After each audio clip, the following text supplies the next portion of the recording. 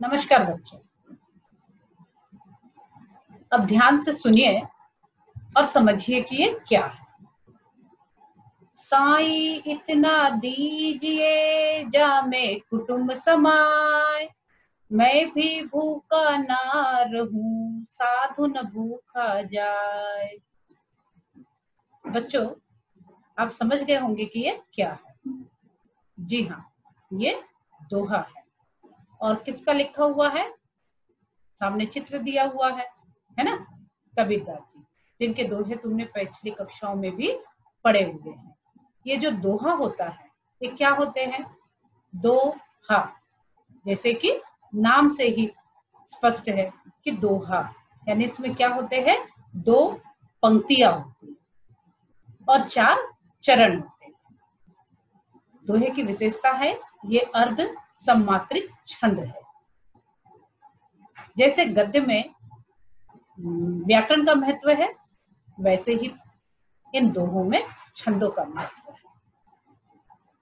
सो कबीरदास जी के इस दोहे को हमने जो जाना, तो इसमें जो अर्थ छुपा हुआ है वो क्या है कि कबीरदास जी कहते हैं कि परमात्मा, हे ईश्वर, तुम मुझे इतना देना कि मैं अपने कुटुंब का पालन कर सकूं, न मैं भूखा रहूं और न कि मेरे दरवाजे पे आने वाला कोई साधु भूखा जाए।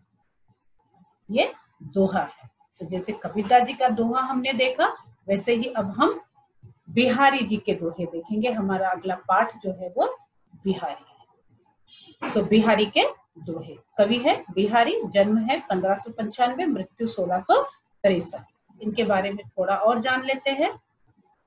बिहारी लाल का जन्म 1595 के लगभग ग्वालियर में माना जाता है और इनके पिता जो थे वो है केशव राय। पिता का नाम केशव राय।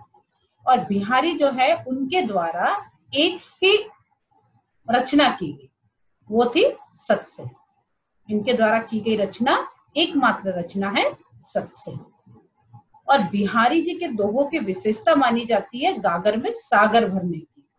गागर में सागर यानी छोटे से घड़े में पूरे सागर को समा लेना, यानी थोड़े शब्दों में गहन अर्थ को बताना, गहन अर्थों को उसमें समा लेना, यही बिहारी के दोहों की विशेषता है। तो आइए जानते हैं बिहारी जी के दोहे। तो पहला दोहा है, सोहत ओढ़े पितु पटु श्याम सलोने गा, मनो नील मणि सैल पर आत पुपरियो प्रभात। शब्दार्थ देखो। सोहत यानी अच्छा लगना, पितु यानी पीला, पटु यानी कपड़ा, गात यानी शरीर, नीलमणि सैल यानी नीलमणि पर्वत, आतपु धूप। सो इन पंक्तियों में कवि बिहारी जी ने श्री कृष्ण के रूप सौंदर्य का वर्णन किया है। श्री कृष्ण का नाम लेते ही हमारे मन में कौन सी छवि बैठ जाती है? उनकी सांवला सलौना होता है ना? तो यहाँ पे कवि ने यही बताया है कि भगवान श्री कृष्ण जो है, उनका शरीर है वो सांवला है और सांवले शरीर पर श्री कृष्ण के वस्त्र कैसे होते हैं? पीले वस्त्र धारण करते हैं ना? तो शरीर सांवला है और उसके ऊपर पीले वस्त्र पहनने से उनकी सुंदरता और बढ़ गई है, शोभायमान है। तो इसको बताने के लिए कवि ने क्या बताया कि जैसे नीलमणि पर्वत पर, पर्वत कैसा है? नीलमणि यानी नीला है, और उस नीले पर्वत पर सूर्य की जब प्रातः काल की धूप पड़ती है तो वो जो सुंदर दृश्य दिखाई देता है, वैसे ही भगवान श्री कृष्ण के सांवले शरीर पर पीले वस्त्र शोभायमान हो रहे हैं। दूसरा दोहा देखो। कहलाने एकत बसत अहि मयूर मृग बाग, जग तो तपोवन सो कियो दीरग दाग निधाग। अहि यानी सांप, एकत यानी इकट्ठे, बसत यानी रहते हैं, तपोवन वन जहां तपस्वी रहते हैं, दीरग दाग यानी भयंकर गर्मी, दीरग यानी भयंकर और दाग यानी गर्मी, निदाग यानी ग्रीष्म। इस दोहे में कवि क्या बता रहे हैं? देखो, कवि कहते हैं कि भीषण गर्मी है, यानी ये जो दोहा है इस दोहे में उन्होंने गर्मी की भयंकरता का वर्णन किया है कि बहुत ज्यादा भयंकर गर्मी है। भीषण गर्मी के कारण जीव भी बेहाल हो गए हैं। सभी जीव जंतु जो है वो तड़प रहे हैं, परेशान हो रहे हैं, गर्मी से बचना चाह रहे हैं। इस गर्मी से बचने के लिए वो लोग क्या कर रहे हैं, एक स्थान पर बैठे हुए हैं। और वो भी कैसे जीव, विपरीत स्वभाव वाले जीव अपनी शत्रुता को भूल गए हैं और मिल के बैठे हुए हैं। मिल के बैठने से, शत्रुता के भाव को भूलने से वहां का जो जंगल है वो कैसा हो गया है, तपोवन के समान हो गया है। तपोवन यानी जो पुण्य भूमि होती है जहाँ पे ऋषि मुनि तपस्या करते हैं।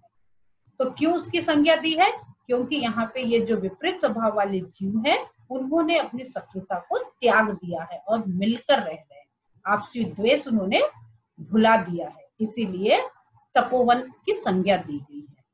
तो इस दोहे में भीषण गर्मी का वर्णन किया है। अगला दोहा देखें। बतेरस लालच लाल की मुरली धरी लुकाई, सोह करे भवनु हसे देन कहे नटी जाई। शब्दार्थ देखो। बतरस यानी बातचीत का आनंद, लाल यानी श्री कृष्ण, लुकाई यानी छुपाना, सोह यानी शपथ, भवनु यानी भोह से, नटी यानी मना करना, नटी जाई मना कर देना। तो अब इसमें कवि देखो क्या बता रहे हैं कि जो श्री कृष्ण है उनके पास हमेशा क्या होती है, बांसुरी होती है। और गोपियां जो है वो श्री कृष्ण से बात करना चाहती है, उनके पास रहना चाहती है, उनके बात का आनंद लेना चाहती है। तो वो क्या करती है, उनकी प्रिय वस्तु जो है वो बांसुरी छुपा लेती है।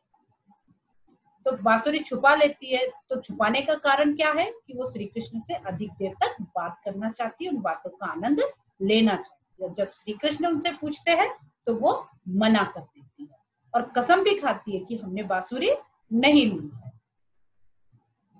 लेकिन बाद में क्या होता है कि भौं से हंस देती है और बांसुरी देने से मना कर देती है। तो इस पंक्ति, इस दोहे में क्या बताया है, गोपियां श्री कृष्ण के जो बांसुरियां चुरा लेती है उसका वर्णन है। तो पहले दोहे में क्या है, श्री कृष्ण के रूप सौंदर्य का वर्णन है, दूसरे दोहे में गर्मी की भयंकरता का वर्णन है, और तीसरे दोहे में गोपियों के द्वारा श्री कृष्ण की बांसुरी चुराए जाने का वर्णन है। सो अगली दोहे जानने के लिए हम अगली कक्षा में देखेंगे। धन्यवाद।